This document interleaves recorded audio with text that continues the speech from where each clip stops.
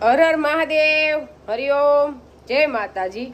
જો આજે છે સોમવાર એટલે આપણે પાર્થેશ્વર મહાદેવની પૂજા કરવાની હોય અને કાલે આપણે 2 દિવસ ત્યાં ગયા હતા એટલે ઈ કામ હોય ને આપણે દેવાંશી રૂહીને હોસ્ટેલમાંથી લઈ આવ્યા તો એની ધોણ કાઢવાની કામ હોય એટલે કામ બહુ હતું એટલે આપણે ભગવાનની ભક્તિ કરવી તો કસરત તો બહુ જ પડે, કામ હોય બધું ભેગું થાય એટલે આપણે આજ ઉઠ્યા હતા 4 વાગ્યાના એટલે 6:30 વાગ્યા લગન કપડાં ધોયા એટલે હવે બા કોરા કરીને કપડાં હુકવશે। હજી તો એટલા અહીંયા કોરા કરી નાખ્યા છે ખુરશી આખી ભરીને એટલા, અને હજી 1-2 ઘાણવા કોરા કરવાના છે એટલે એટલા કપડાં હતા એટલે કીધું આપણે વહેલા ઉઠશું પણ આપણે ભગવાનની પૂજા તો કરવી જ છે 108 શિવલિંગની। એટલે હવે આપણે 108 શિવલિંગે તૈયાર થઈ ગઈ, આપણે ઉપર સ્થાપને કરી લીધું, હવે ખાલી પૂજા કરવાની છે।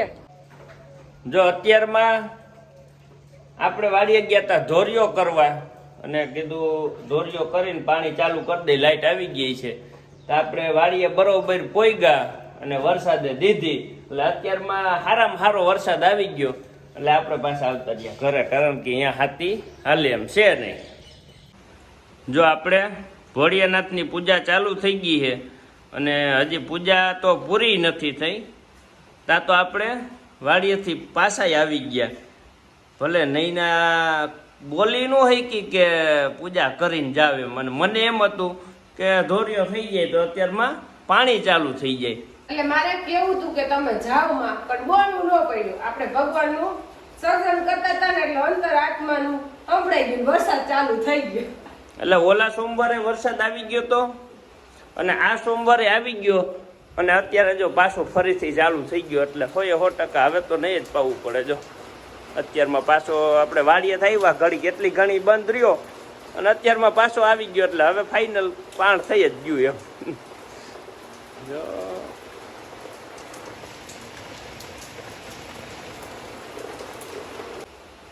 અને હવે વસ્ત્ર અને જનોઈ પહેરાવાઈ ગઈ છે અને હવે પૂજા થાય ચાલુ। જય પાર્થેશ્વર મહાદેવ। ઓમ પાર્થેશ્વરાય નમઃ, ઓમ પાર્થેશ્વરાય નમઃ, ઓમ પાર્થેશ્વરાય નમઃ, ઓમ પાર્થેશ્વરાય નમઃ, પાર્થેશ્વરાય નમઃ, ઓમ પાર્થેશ્વરાય નમઃ, ઓમ પાર્થેશ્વરાય નમઃ, પાર્થેશ્વરાય નમઃ, ઓમ પાર્થેશ્વરાય નમઃ, પાર્થેશ્વરાય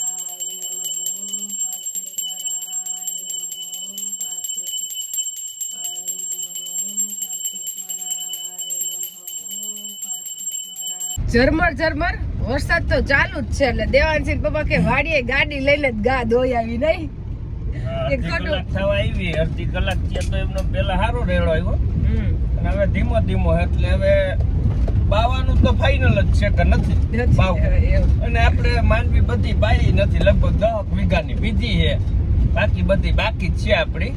જો પાછો વૈધો વરસાદ એટલે થઈ ગયો જ વરસાદ એમ જ માંડ અને આ હુકાય નહીં તાતો પછી વરસાદ વધારે આવી જાય અને આપણે સોમવારે તો કઈ કામ કરવાનું થતું જ નથી, ભગવાનની ભક્તિ જ કરવાની। જો બ્રાહ્મણ પરિવારમાં ભગવાને અવતાર દીધો હોય તો એને આપણે સાર્થક કરી લેવાનો એમ, પાછી તો અવતાર ભગવાન જે બધા દે હારા જ હોય પણ આપણે બ્રાહ્મણમાં દીધો એટલે આપણે આપણી જાતને લકી માની એમ। શ્રેષ્ઠમાં શ્રેષ્ઠ અવતાર હોય તો મનુષ્યનો અને એમાં શ્રેષ્ઠ હોય તો બ્રાહ્મણનો, એટલે અમને બ્રાહ્મણ કર્યા એટલે અમે ગૌરવ તો છે જ અમને, પણ અવતાર તો બધા ભગવાને કર્યા પણ અવતાર બધાને ભગવાન કર્મ અનુસાર આપે છે ને એ ભગવાનના હાથમાં છે એમ, એટલે કર્મના આધારે અવતાર મળે છે। આપણે વાડીએ આવ્યા તે વરસાદ તો હારામાં હારો થઈ ગયો છે પણ આપણે કપાસ તો કાલ પાઈ દીધો છે એટલે એમાં તો બહુ સારો વરસાદ દેખાય એટલે દેવાંશી પપ્પા જો કપાસનું જ નિરીક્ષણ કરે છે અને કપાસ તો આપણો ભાગ્યો છે એકદમ। શું કહે છે કપાસ? જો કપાસમાં આપણે કાલે જ પાયો એટલે 12 કલાક ગઈ, કાલ દીનો પાયો અને એમાં જો પાણી ભેગા થઈ ગયા પસાર એવો વરસાદ છે એટલે સારો છે એમ વરસાદ, અને અત્યારે ઝીણો ઝીણો એકદમ ચાલુ છે અને બંધ થાય એવું લાગતું નથી એટલે હવે કઈ વાંધો નહીં આવે અને આપણો કપાસ એકદમ વૈદ્ય સડી ગયો, કઈ ઘટે ને ઓજા।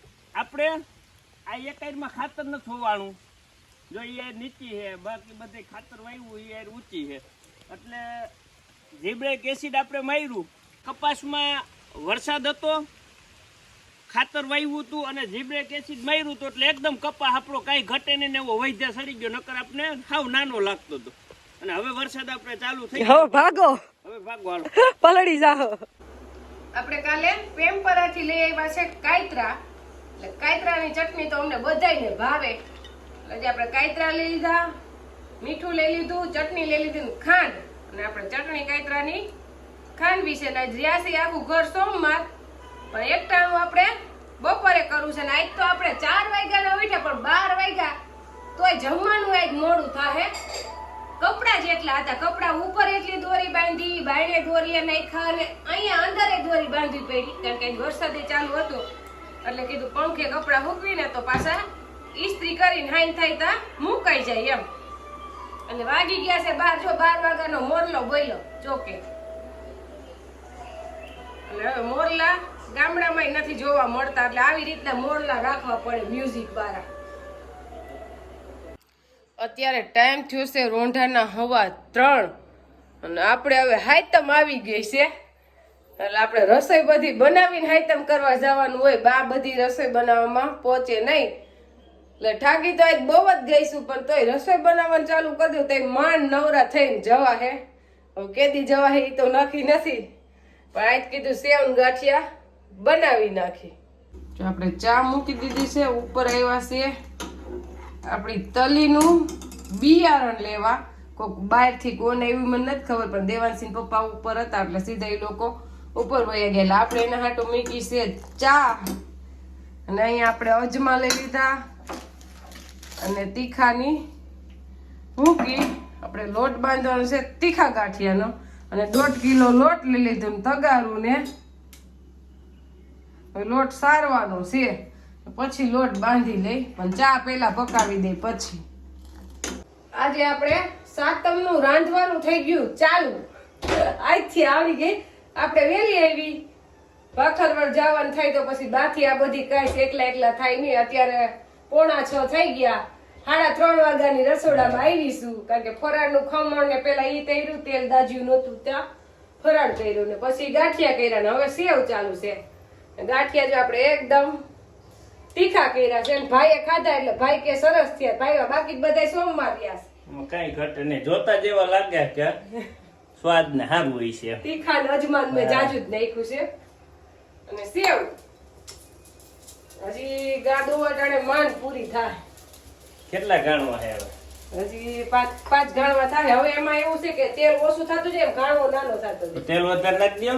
ના હવે પછી ખોટું દાજી કરવું, થોડા વધુ.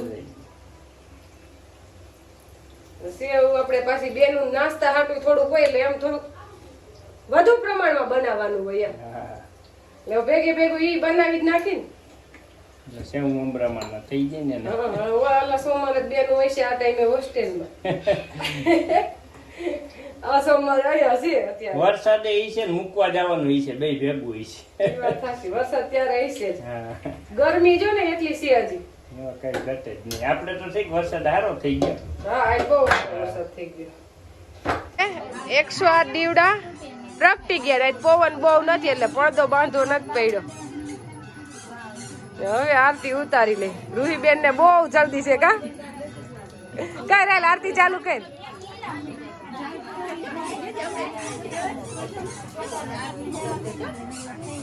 કઈ આરતી ચાલુ, લાઈટ ને બધું ભેગું થાય.